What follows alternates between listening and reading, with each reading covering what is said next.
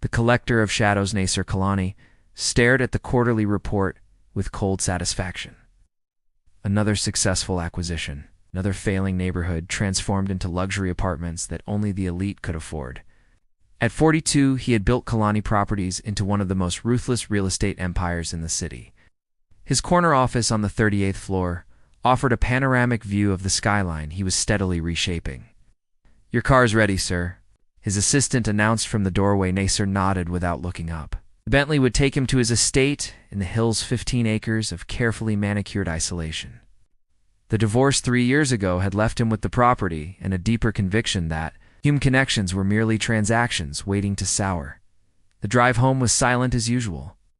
Nasir worked on his tablet while Dawood, his driver of 8 years, navigated the evening traffic. Rain began to fall, streaking the windows with silver lines that fractured the city lights. Sir Dawood's voice broke the silence. "There's been an accident on the main road. We'll need to take the route through Riverview." Nasir frowned. Riverview was one of the few neighborhoods he hadn't managed to acquire yet, a stubborn pocket of middle class resistance to his development plans. "Fine," he muttered, returning to his spreadsheets. 20 minutes later, the Bentley slowed to a stop. Nasir looked up with irritation. "Why are we stopping?" "I apologize, sir," Dawood said. "The engine is overheating. I need to let it cool before we continue." Nasir checked his watch. "How long?" 20 minutes, perhaps 30. With a sigh, Nasir stepped out of the car, pulling his coat tight against the drizzle. They had stopped near a small park wedged between apartment buildings. The rain had driven most people indoors, but through the gray curtain of weather, Nasir spotted a familiar figure. It was Farhan, his 60-year-old groundskeeper, sitting on a bench beneath a large umbrella with a young boy. Between them was a chessboard. Curiosity piqued. Nasir moved closer, staying beneath the shelter of trees. Farhan, who barely spoke 3 words at a time while tending the estate gardens, was animated now. His hands moved expressively as he explained a chess strategy to the boy, who listened with intense focus. "See, Rohan, chess is not about taking pieces. It's about creating possibilities," Farhan was saying, his voice carrying in the quiet. "Park, the boy, no more than 12, moved tonight." Farhan nodded approvingly. "Good. You're thinking 3 moves ahead now." Nasir watched as 2 more children approached, protected from the rain by colorful raincoats. They greeted Farhan with obvious affection. "Mr. Farhan, I finished the book you gave me," a girl announced proudly. "Excellent, Priya. What did you think of the ending?" Farhan's eyes crinkled with genuine interest as the children chattered excitedly. About the story, Nasir felt like an intruder witnessing something intimate and pure. This was a side of his groundskeeper he'd never imagined existed. The man who silently pruned his roses was a mentor to these children.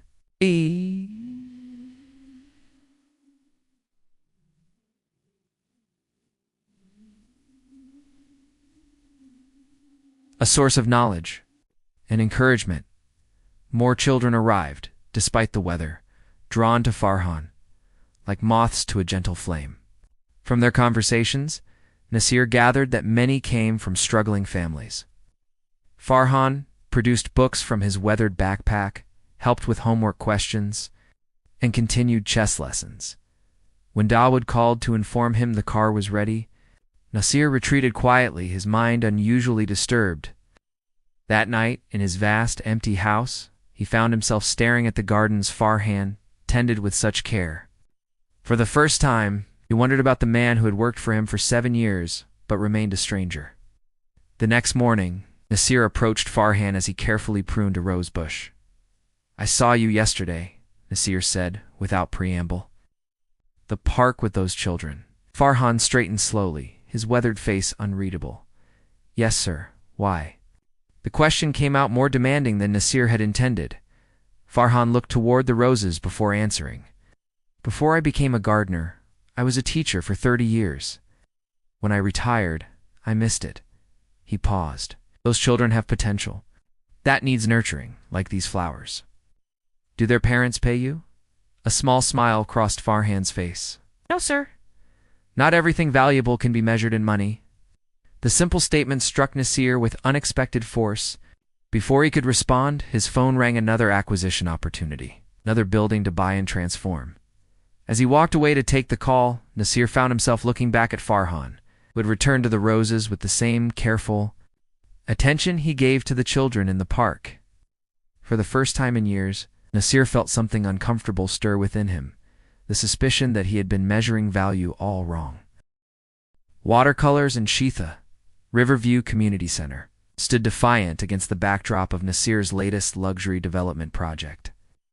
The three-story brick building with its faded murals and community garden was the final holdout in his plans to transform the entire block into upscale condominiums.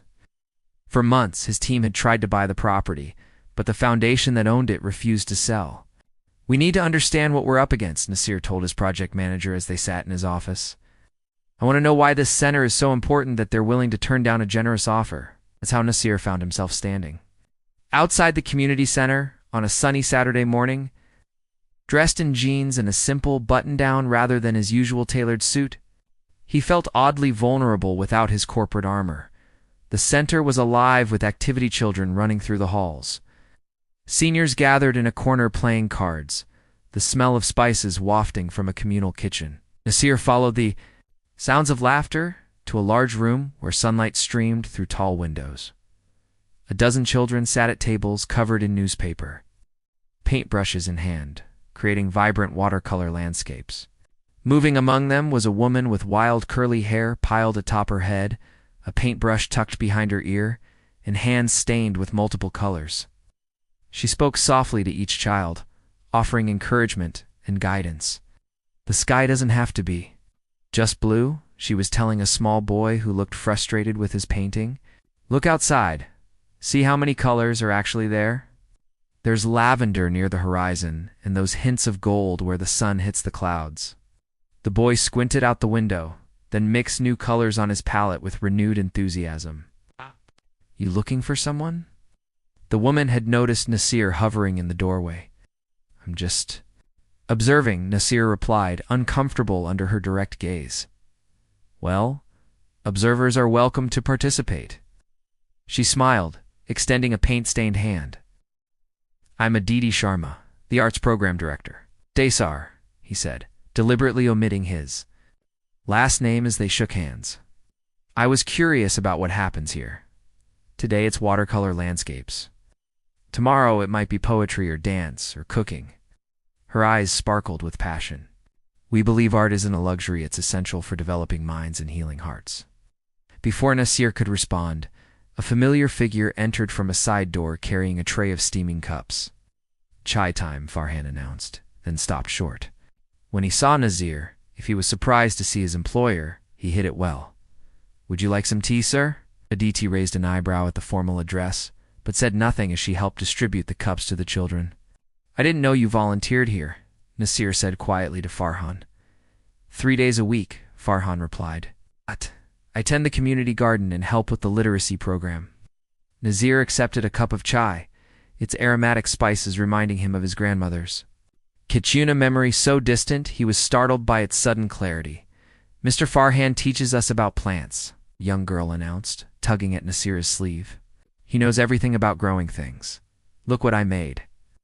She proudly held up her painting of what appeared to be a garden bursting with colorful flowers.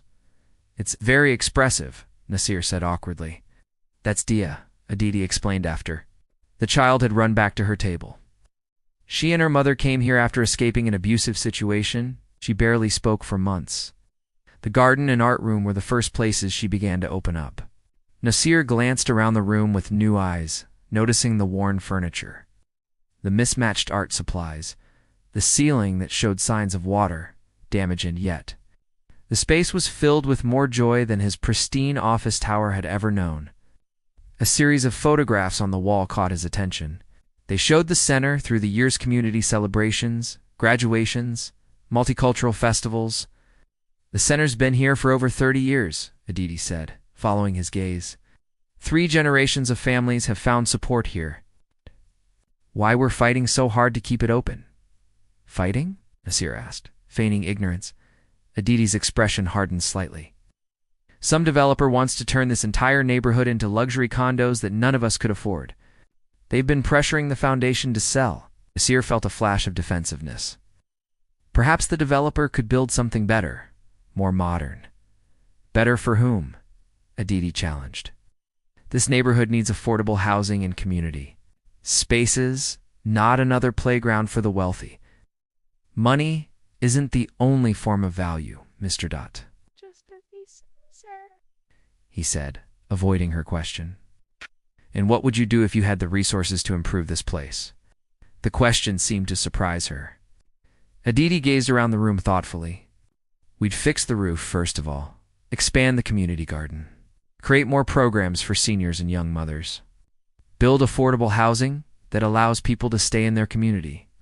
Her voice grew more animated. But it's not just about the building, it's about preserving the connections between people who live here. Throughout the afternoon, Nasir found himself drawn into the center's activities. He helped a young boy mix colors for his sunset. He listened to an elderly woman tell stories of the neighborhood from decades past. He watched Farhan patiently teach chess to a group of teenagers in the corner. As the day wound down, Aditi approached him with a fresh cup of chai. You're not just a curious observer, are you? She asked. Nasir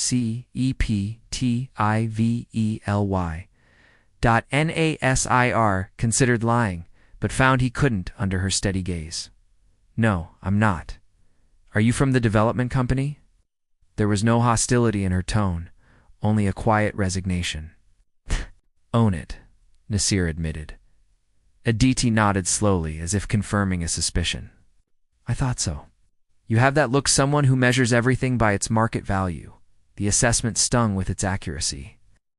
I came to understand why this place matters so much, he said. And do you understand now? Nasir looked around at the children cleaning up at Farhan, helping a boy carefully store a chess set. At the walls covered with artwork and photographs documenting decades of community life. I'm beginning to, he answered honestly. Aditi studied him for a long moment. Come back next week. There's more to see. As Nasir left the center, he found himself mentally calculating not the property's market value, the cost of a new roof, upgraded facilities, expanded programs. For the first time in years, he was thinking about building something without tearing something else down first. In his car, he turned to look back at the building. Through the window, he could see Aditi gathering children's artwork, her movements, deliberate and caring. She looked up suddenly, as if sensing his gaze, and their eyes met briefly across the distance. Nasir drove away with the taste of chai still on his lips, and the unsettling feeling that the foundations of his carefully constructed world had begun to shift. The weight of paper cranes' rain lashed against the windows of Nasir's office as he stared at the development plans for the Riverview project. For 2 weeks, he had been returning to the community center under various pretexts, bringing books for the literacy program, helping with repairs to the aging building, even sitting through an excruciating but oddly satisfying pottery class led by Aditi. Sir, his assistant's voice broke through his thoughts. The investors for the Riverview project are waiting in the conference room. Nasir nodded, gathering his materials with uncharacteristic hesitation. The plans spread before him showed the community center replaced by a gleaming tower of luxury apartments. Yet now, superimposed over these blueprints in his mind's eye, were the faces of Daya and the other children. The elderly residents who gathered daily for companionship, and Aditi's challenging gaze in the conference room. Nasir delivered a presentation on autopilot, speaking of market trends and return on investment, while a different conversation played out in his head. When he finished, the lead investor leaned forward. You seem distracted today, Nasir. Is there a problem with the Riverview acquisition? No problem, Nasir replied smoothly. Just exploring some alternative approaches. After the meeting, Nasir canceled his remaining appointments and drove to the community center. He found Farhan in the garden, teaching a group of children how to transplant seedlings. The roots are delicate, Farhan was saying. You must be gentle but firm. Like many things in life, it's about finding the right balance. Nasir waited until the lesson ended before approaching his groundskeeper. Why didn't you ever tell me about your work here? Farhan carefully wiped soil from his hands. You never asked, sir, and I assumed it wouldn't interest you. You were probably right, Nasir admitted. until now. They walked through the garden in silence before Farhan spoke again. My wife and I had a son, Vikram. He had such talent for music, for mathematics, for making people laugh. When he was 16, he was diagnosed with leukemia. Nasir listened, sensing the weight of the story Farhan was sharing. The medical bills took everything we had. I worked 3 jobs. My wife sold her family jewelry, but it wasn't enough. Farhan touched a flowering plant gently. After Vikram died, I was empty. My wife returned to her family in Bangalore. I drifted until I found work in your gardens, in the center, Nasir asked quietly. I was walking through this neighborhood one day and heard children laughing. I followed the sound and found this place. A small smile crossed Farhan's face. Ms. Aditi was teaching children to make paper cranes. She said there was a legend that if you fold 1,000 cranes, your wish would come true. The children were making them for a classmate in the hospital. Farhan led Nasir to a small shed at the edge of the garden and unlocked it. Inside, hanging from the ceiling, were hundreds of colorful paper cranes.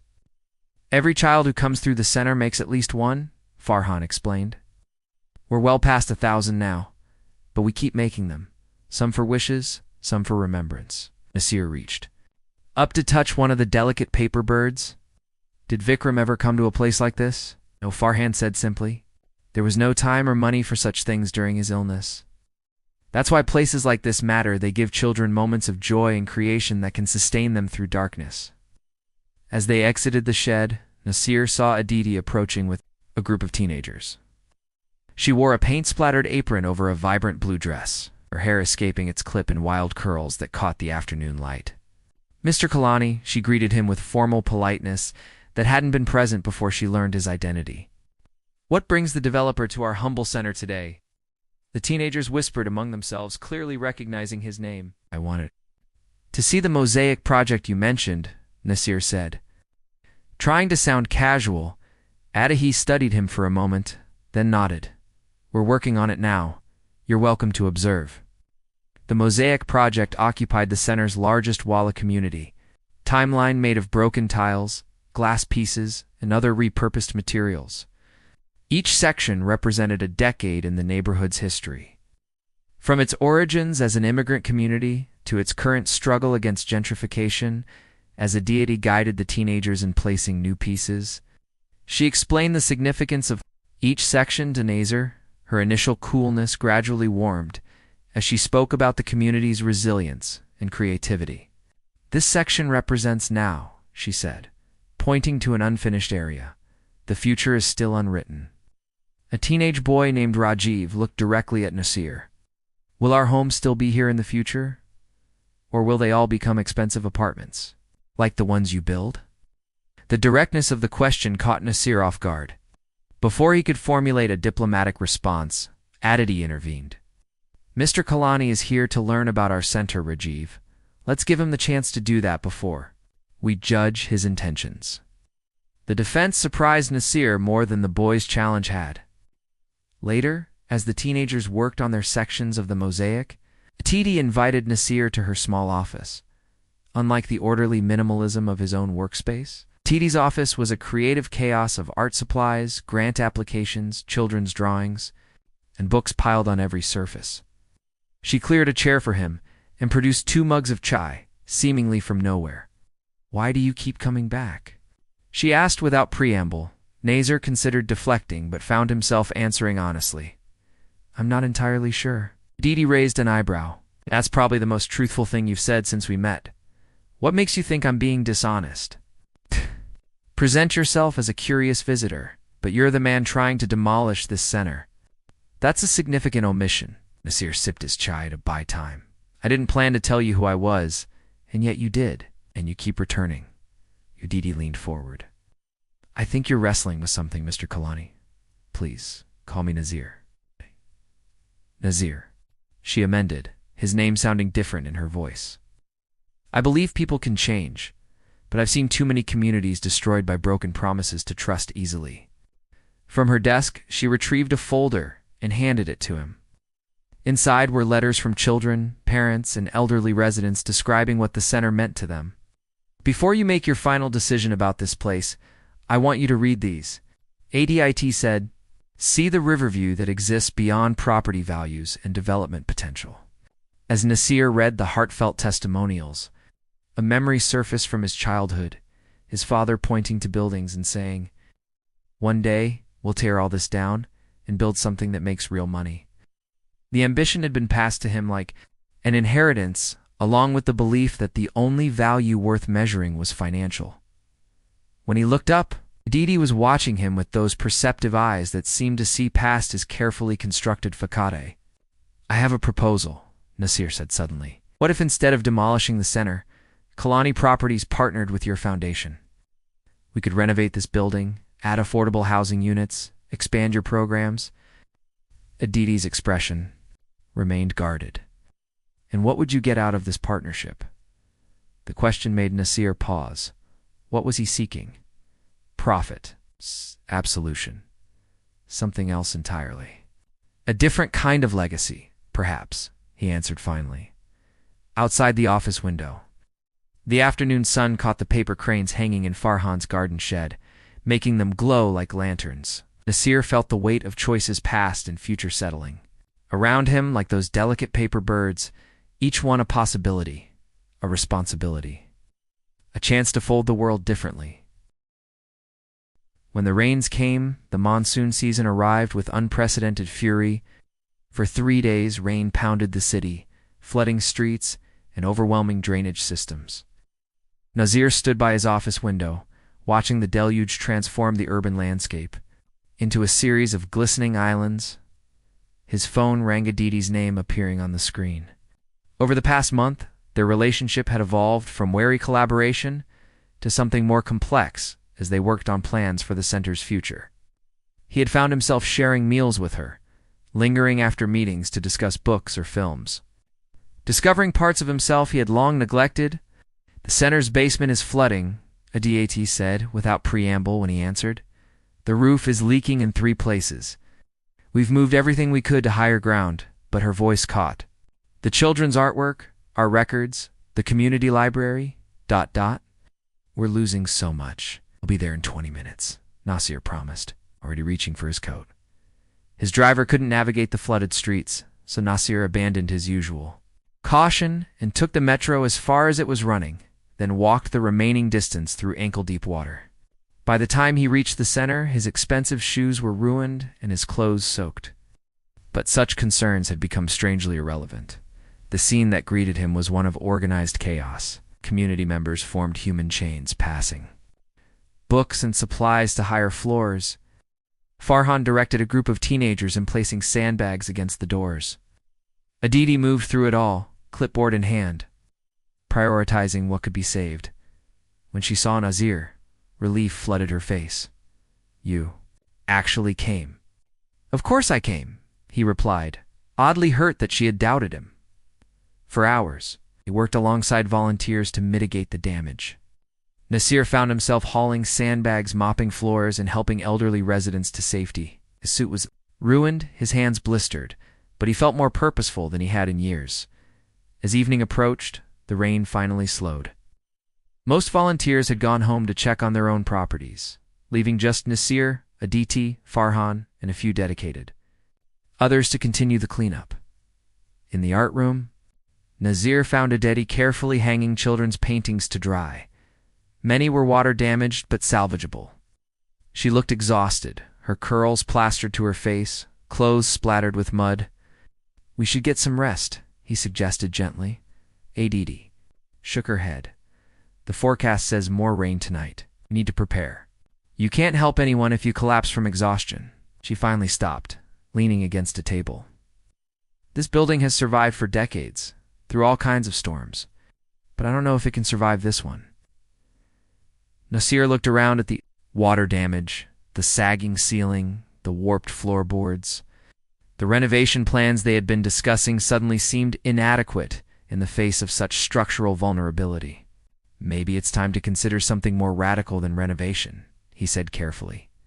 Aditi stiffened. If you're suggesting we sell after all. No, Nasir interrupted. I'm suggesting we rebuild. Not just repair, but create something designed. specifically for this community's needs. Something that can withstand future storms. She studied his face, searching for hidden motives. With you as the developer, me as a partner, he corrected. Equal decision-making power between Kalani Properties and the Riverview Foundation. The proposal hung between them, radical in its departure from how Nazir had conducted business throughout his career. Before Aditi could respond, Farhan appeared in the doorway. You both need to see this, he said, his usually calm voice urgent. They followed him to the building's east wall, where a large crack had appeared, widening visibly as water continued to seep through the foundation. The structural engineer who volunteered today says we need to evacuate, Farhan explained quietly. The wall could collapse if we get more rain tonight. Aditi pressed her hand against the wall, as if trying to hold it together through sheer force of will. Where will everyone go?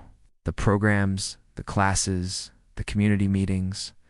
My company owns several properties nearby, Nasir offered. Can use them as temporary spaces until we figure out next steps.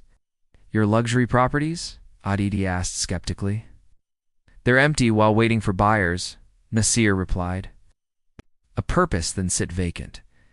That night, as rain began falling again, the center was evacuated. Community programs were redistributed among 3 Kalani properties in the neighborhood. Nazir opened his office building after hours for adult education classes and made arrangements for the community garden to be temporarily relocated to the grounds of his estate, where Farhan could continue teaching the children about growing things. 2 days later, structural engineers confirmed what they had feared: the community center building was beyond repair.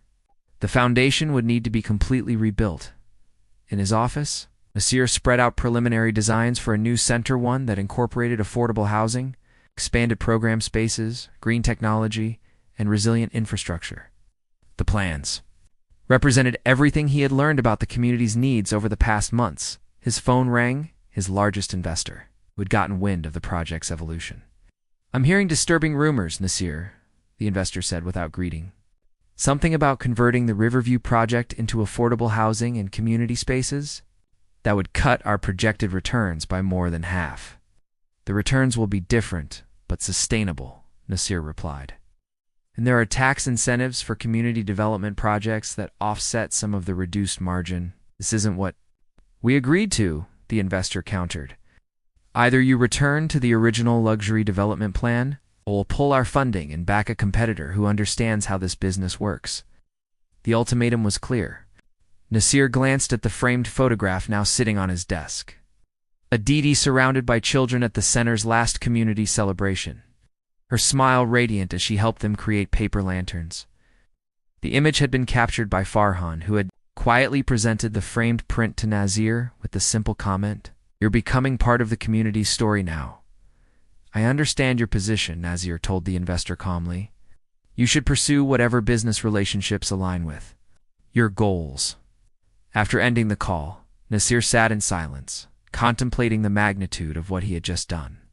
He had effectively walked away from his largest funding source and potentially damaged his company's reputation among traditional investors.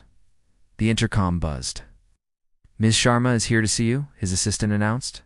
Aditi entered, carrying a large portfolio. She looked around his office the first time she had visited his corporate domain, taking in the minimalist design. The awards displayed on the walls, the view of the city from 38 floors up. So this is where the great Nasir Kalani makes his decisions, she remarked, her tone light but her eyes serious. Some decisions, he agreed. Lately, the important ones seem to happen elsewhere. She placed her portfolio on his desk and opened it to reveal architectural sketches. These were drawn by Rajiv, the teenager who questioned you about gentrification. He wants to be an architect someday. After you left yesterday, he stayed up all night drawing his vision for what a new community center could be. The sketches Were remarkable, showing a building that honored the community's history while looking toward its future. Nasir studied them with growing appreciation. I just lost my primary investor, he said finally, looking up at Aditi. Her expression shifted to concern. Here because of the new direction for the Riverview project? Nasir nodded. The developer they thought I was. And who are you now? Aditi asked softly. Outside the window, the rain had stopped. Sunlight broke through the clouds, illuminating the city below, patchwork of neighborhoods, each with its own story, its own needs, its own possibilities. Oh, I'm still figuring that out, Nasir answered honestly. But I'd like to build Rajiv's design, even if I have to finance it myself. Aditi's smile was like the sun after the storm, cautious but warm, breaking through her usual reserve. She reached across the desk and, for the first time, took his hand in hers. Then let's rebuild. Together, she said. The garden between us, 1 year later. Nasir stood on the rooftop garden of the new Riverview Community Center, watching as residents tended the vegetable plots and herb gardens that Farhan had designed. The building below them hummed with activity art. Classes, job training programs, literacy tutoring, wellness clinics. The affordable housing units that wrapped around 2 sides of the center were fully occupied, creating a true mixed-use community space. Financing the project had required Nasir to liquidate personal assets and restructure Kalani Properties into a benefit corporation that balanced profit with social impact. The transition had been challenging, with several longtime employees departing for more traditional development firms, but new talent had been drawn to the company's evolved mission, bringing fresh energy and perspectives. "Penny for your thoughts?" said a familiar voice behind him. Aditi joined him at the railing, her presence both comforting and exhilarating, as it had been since they'd begun working together. Their relationship had evolved gradually from professional collaboration to friendship, to something deeper that neither had fully defined, but both cherished. "I was thinking about value," Nasir replied, "and how differently I measure it now." Aditi smiled. "Is the businessman becoming a philosopher in his old age?" "Hardly old," he protested with a laugh. "Just ... recalibrated." They watched as Farhan guided a group of children in harvesting tomatoes and basil for the community kitchen. Since the rebuilding, he had become the center's official garden director, developing programs that connected urban agriculture with education, mental health, and cultural heritage. "The Benefit Corporation board meeting went well?"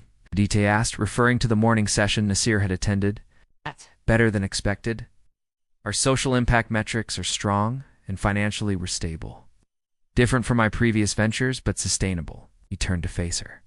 "The community ownership model you advocated is proving its worth.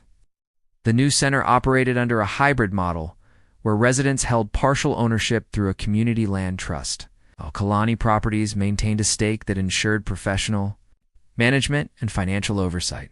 "Rajiv got a scholarship," Aditi said, changing the subject.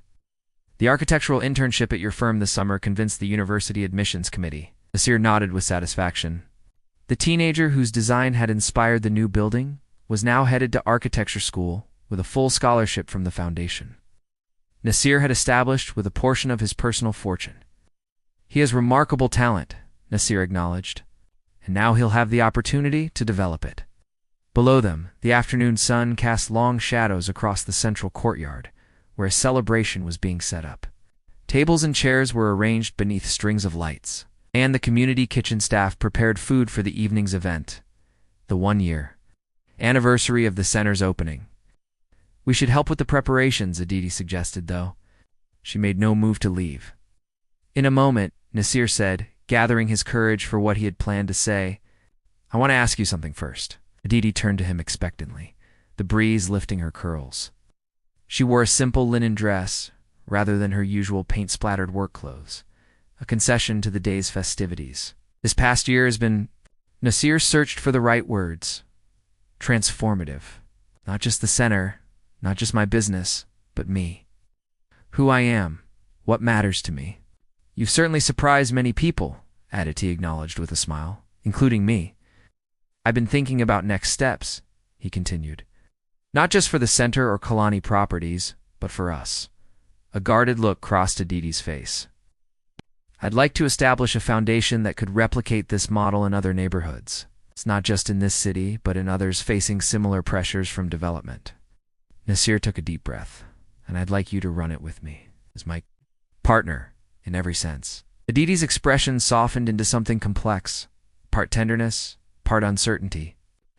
"Are you proposing a business partnership, or something more personal?" "Both," Nasir admitted, "if you're interested." She was quiet for a long moment, looking out over the garden where lives intersected and grew together. You know, when we first met, I thought you were the enemy, the cold-hearted developer who saw only dollar signs where people's homes stood. You weren't entirely wrong, Nasir acknowledged. But you changed, 8080 continued. Or perhaps you remembered who you were. Beneath all those years of chasing wealth and status, you helped me remember, he said quietly, from the courtyard below. They heard laughter as Dia, now a year older and far more confident, ran to show Farhan the artwork she had created for the celebration. The old gardener knelt to admire it, his weathered face alight with the simple joy of connection. I care for you deeply, Aditi said, turning back to Nasir. But I won't be absorbed into your world. My work, my independence, these are essential to who I am. I wouldn't want to change who you are, Nasir assured her. It's who you are that made me want to change myself. A slow smile spread across Aditi's face. Then yes to the foundation. And yes to exploring what we might become together. But with one condition.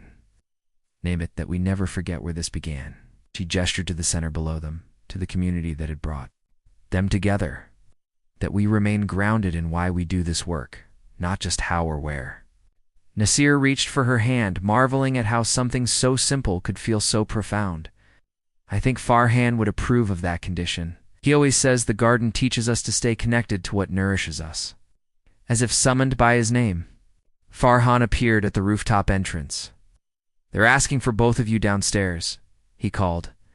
The celebration is about to begin. Together, they followed Farhan down to the courtyard, where residents of all ages had gathered to commemorate not just a building, but a community preserved and strengthened. The tables were laden with food prepared from the rooftop gardens. Harvest, children displayed artwork created in the center studios. Seniors who had feared displacement now sat securely in the knowledge that their homes were protected.